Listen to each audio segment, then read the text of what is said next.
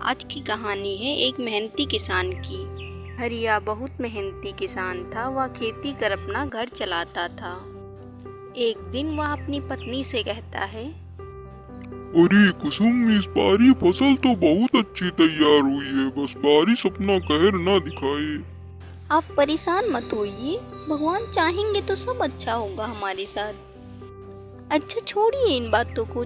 अगली सुबह हरिया खेत की ओर जाता है और वह देखता है बारिश की बड़ी बड़ी बूंदें आ गई हैं। यह देख हरिया निराश होकर घर वापस चला आता है।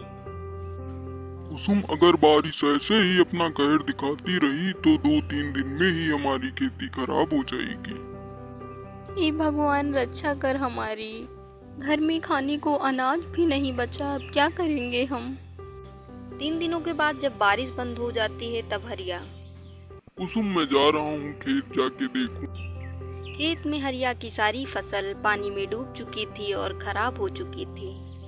अरे इस बारिश ने तो पूरी फसल खराब कर दी, यहाँ तो कुछ खाने के लिए भी नहीं बचा। हरिया वापस घर आकर कुसुम से सारी बातें बताता है और अगले दिन कहता है, अच्छा कुसुम, मैं मदद के लिए सेठ के घर जा रहा हूँ, थोड़ी देर में वापस आ जाऊंगा। थोड़ी ही देर बाद हरिया सेठ के घर पहुंच जाता है और सेठ वहां बैठा फोन पे बातें कर रहा होता है। ठीक तभी सेठ हरिया को देखकर कहता है, अरे हरिया, आज यहाँ कैसे? कहो कैसे आना हुआ? जी, बारिश हो जाने की वजह से मेरी फसल पूरी खराब हो गई है और खाने के लिए घर में एक अन्न नहीं है, और मैं आपके पास मदद के लिए आया हूँ। थोड़े पैसे दे दीजिए आप मुझे। अच्छा ठीक है हरिया, तुम्हें मेरे वसूलों का तो पता ही है। मैं अपने वसूलों के मुताबिक ही तुम्हें पैसे दूंगा। हाँ हाँ सेठ जी, मैं आपके सारे पैसे आपको समय से ब्याज सहित वापस कर दूंगा। इतना सुनकर सेठ हरिया को पैसे दे देता है और हरिया बाजार से राशन लेकर घर वापस चला जाता है।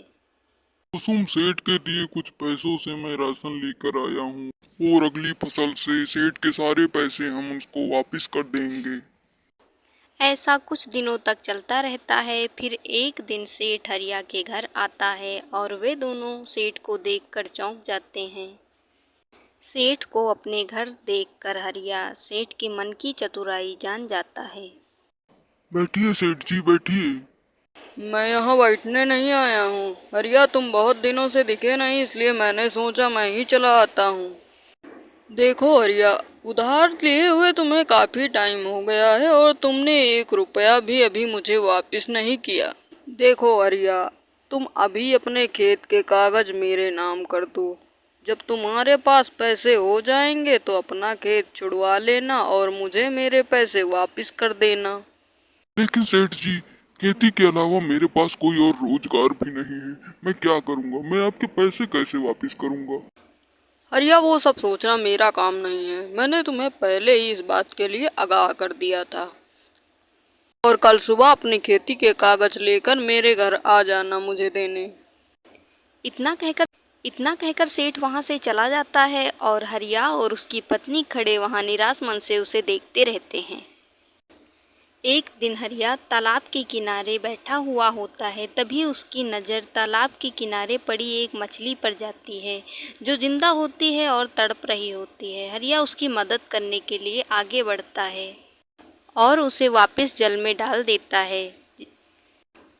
तभी वह मछली एक जादुई परी का रूप धारण कर लेती है। अरे तुम कौन हो? तुम कौन हो? अरे हरिया, डरो नहीं, मैं जादुई परी हूँ जो परी लोक से यहाँ आई थी। पानी के तेज बहाव के कारण मैं जल से बाहर हो गई थी। तुमने मुझे जल में डाल के दोबारा जीवन दान प्रदान किया है। मैं तुमसे अत्यधिक प्रसन्न हूँ। हरिया, अगर तुम्हारी कोई इच्छा है तो मैं उसे पूरी करूँगी। हरिया बताओ। मेरे पास खाने के लिए अनाज नहीं है। तभी वह परी हरिया को एक जादुई मटका देती है। हरिया, यह जादुई मटका है। इस मटके से तुम जो अनाज मांगोगे यह मटका उसी अनाज से भर जाएगा। कर परी वहां से गायब हो जाती है। मटका लेकर अपने घर की ओर चल देता है। आप ये मटका कहाँ से ले आए? उसके बाद हरिया मटके को रख देता है और कुसुम उसे देखती रहती है। अरे कुसुम, ये जादुई मटका है। इस तरह से हरिया पूरी बात कुसुम को बताता है। फिर वे दोनों उस जादुई मटके का चमत्कार देखते हैं। उस मटके से जो भी दालें मंगाते, जो भी अनाज मंगाते, वह तुरंत भर देता।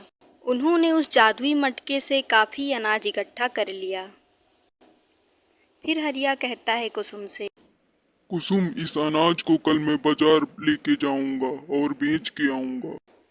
अगले दिन ही हरिया अपने सारे अनाज को बाजार लेकर बेच देता है और शाम तक उसका ठेला खाली हो जाता है। और थोड़े ही समय बाद हरिया की एक बड़ी अनाज की दुकान खुल जाती है। अरे कुसुम, जो गरीब लोग आएंगे उनको अनाज मुफ्त में देना। और इस तरह से फिर हरिया गरीबों की भी मदद करने लगा और फिर वे दोनों खुशी खुशी अपना जीवन व्यतीत करने लगे।